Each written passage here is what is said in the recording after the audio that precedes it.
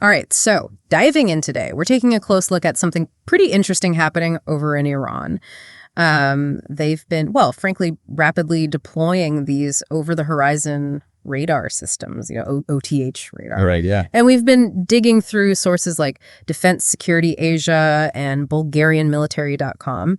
And it's kind of painting a, pretty clear picture of a big shift in strategy. What do you think? Absolutely. Yeah, I think what we see from those sources is, like you said, a real focused effort by Iran to really amp up their long-range surveillance game.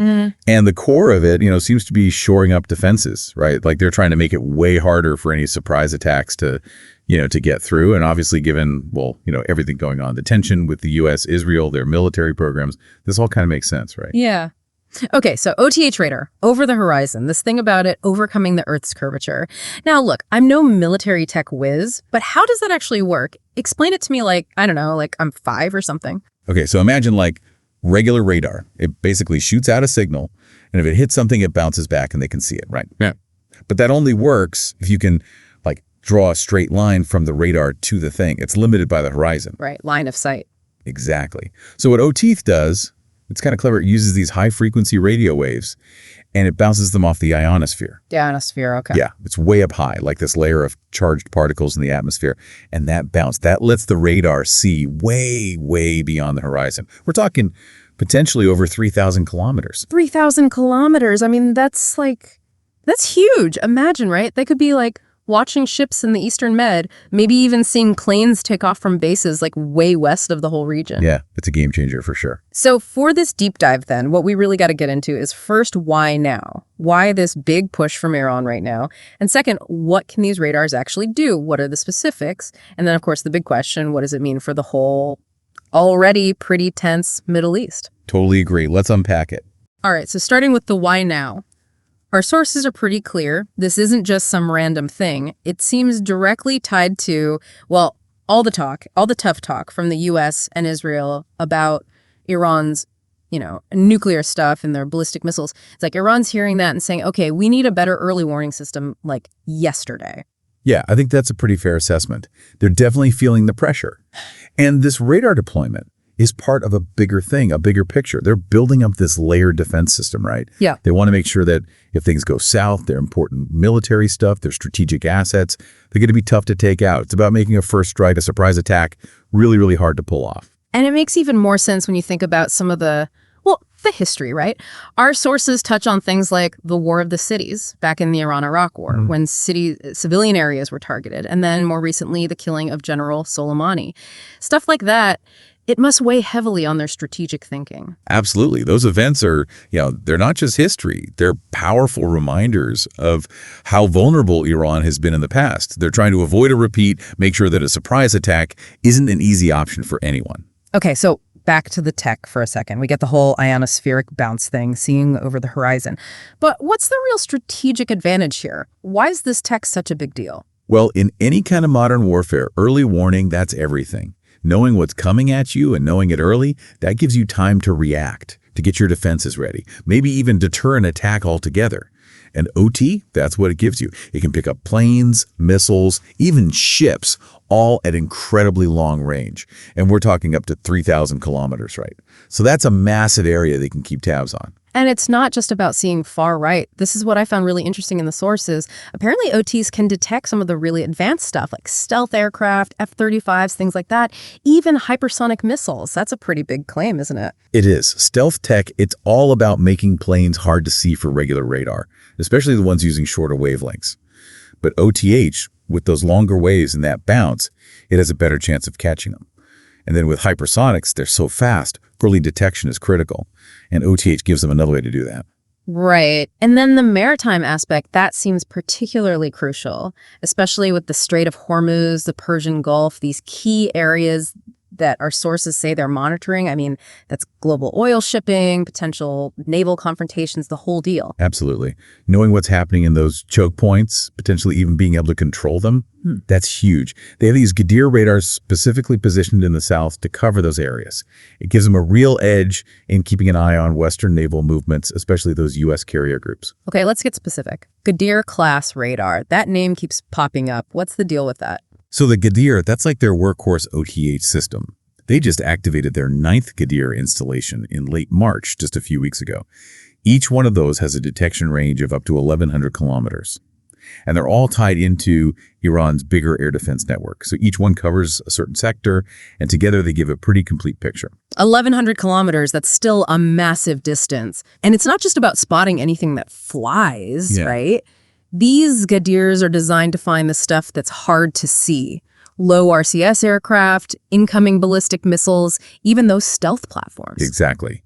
They're focusing on what they see as the biggest threats. Right. And like we said, they have those 2 Ghadirs down south, specifically to keep an eye on the Persian Gulf and the Strait of Hormuz. It's a way to watch everything happening there and send a message, like, we see you. It makes any kind of intervention in those waters a lot riskier. Then there's that Ghadir site near Tabriz in the north. And that one seems particularly interesting because, according to our sources, it's right near one of their underground ballistic missile bases. That seems like a very deliberate choice, wouldn't you say? Oh, absolutely. Putting a key early warning radar like that close to such a sensitive asset, it really shows how focused they are on protecting those capabilities. It's all about survivability. They're layering their defenses, making sure that those missiles are going to be extremely hard to take out, even with precision strikes, cyber attacks, the whole 9 yards. And then there's this new, more advanced OTA radar that our sources talk about, the one near Shiraz. It's supposed to have a taller array, more antenna elements, the works. Sounds like a definite upgrade. Yeah, this one seems to be their next generation OTH tech. Those improvements probably mean better signal reception, more resistance to jamming, all that. Yeah. They've been testing it since 2022, and it looks like it'll be much better at tracking really fast targets, things like those hypersonic missiles everyone's worried about. It's interesting, too, to look back at what Brigadier General Esmaili said back in 2016. He claimed back then that the Ghadir was already operational and could pick up everything from small drones like NQ-1s and RQ-4s to ballistic missiles, cruise missiles, and yes, even stealth aircraft. That was almost a decade ago. It shows they've been putting serious effort into this tech for a long time. Absolutely. This is not some new project for them. They've been working on this, refining it for years. It's a core part of their defense strategy. Okay, so shifting gears a bit. Our sources also talk about another system, the Nazir radar, deployed in Gilan province. And this one seems to have a different focus, geographically speaking, compared to the Ghadir. Right. The Nazir, it has a range of about 800 kilometers, and it seems to be pointed more towards the Caucasus region, eastern Turkey. Like they're really worried about what's going on up there, all the shifting alliances and everything. The sources specifically mention Azerbaijan and its growing ties with Israel and Turkey. And there have been those allegations about Azerbaijan's airspace being used for reconnaissance or even attacks against Iran in the past. Exactly. Iran is definitely keeping a close eye on what's happening to their north. And the Nazir, it gives them a dedicated way to watch what's going on inside Azerbaijan, especially with all that increased military cooperation with countries that Iran sees as, well, let's just say, not friendly. And of course, like a lot of Iran's military equipment, the Nazir is domestically made, built specifically for their needs, and it's often placed in mountainous areas to extend its range. Makes sense, geographically speaking. Putting them up high, sometimes over 3,000 meters, that definitely helps them see further. And the fact that they're building this stuff themselves, that's a big deal. It shows a certain level of self-sufficiency, especially with all the sanctions they're under, and the fact that they're designed to resist jamming, to pick up low RCS targets. That shows what they're worried about, what they're preparing for. So, taking all this together, this OTH radar push, it seems like it has some pretty big strategic implications. How do you see this changing the game, so to speak? Well, for starters, it definitely makes it a lot harder for anyone to even think about attacking Iran. That early warning capability, it takes away the element of surprise. Any potential attacker has to consider that now, that they're being watched. It's a deterrent, plain and simple. And it's interesting that a lot of this information, the locations of these radar sites, it's coming from open sources, satellite images and things like that. That seems like a double-edged sword. It shows off their capabilities, but it also makes those sites potential targets. Yeah, it's a tricky balance. On one hand, you have this transparency, which can be intentional, a way of saying, look what we can do. But on the other hand, now everyone knows where these important sites are. It makes them more vulnerable in a conflict. And then there's the regional reactions. Turkey, for instance, they might have a particular view of that radar site near Tabriz, especially with the whole Kurdish situation up there. Absolutely. Turkey has its own interests, its own concerns, and they're going to be watching that radar deployment very closely, trying to figure out what it means for them, especially with all the tension in those border regions. And then there's Iraq, stuck in the middle, geographically speaking, between Iran and the U.S. Any escalation, and they're caught in the crossfire.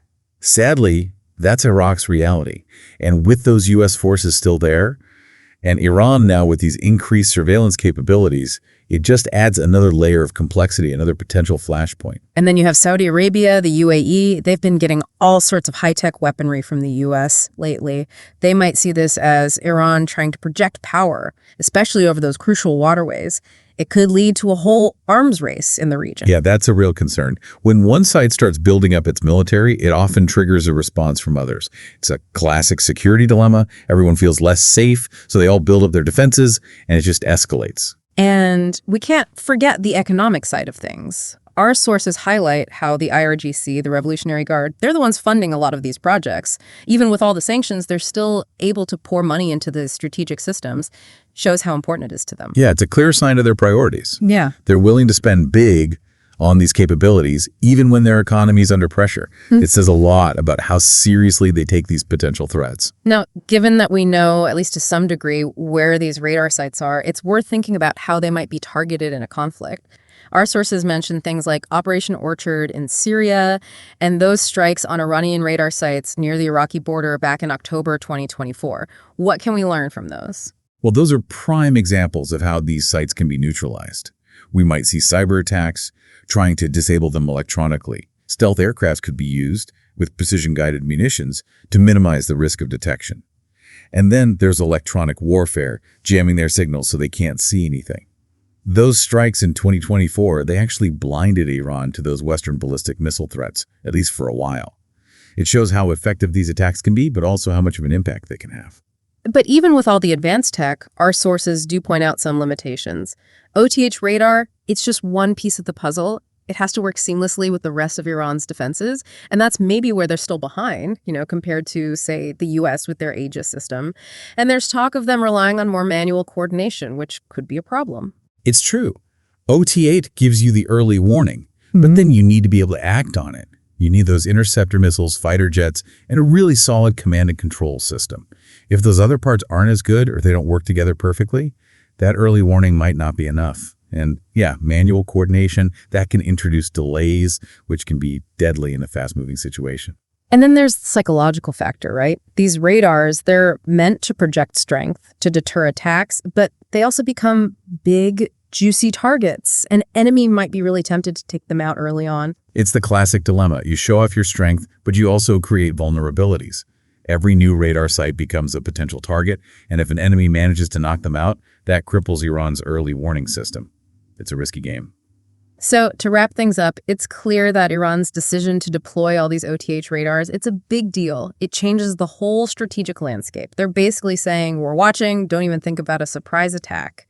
And it's definitely making things a lot more complicated for their rivals, like the U.S. and Israel. You got it. That's the key takeaway. And now you're much more informed about this development, how it affects the whole Middle East situation. It's just another layer of complexity in a region that's already full of tension. And that brings us to something for you all to think about. We've talked about how a lot of this information, it's out in the open, right? Satellite images and all that. So the question is, how does that transparency affect things? Does it make Iran's strategy more effective, or does it just show their enemies where to aim? Is this a real game changer, or does it just give us a clear picture of the vulnerabilities? Think about that. And thanks for joining us for this deep dive. Absolutely. Thanks for having me. See you next time.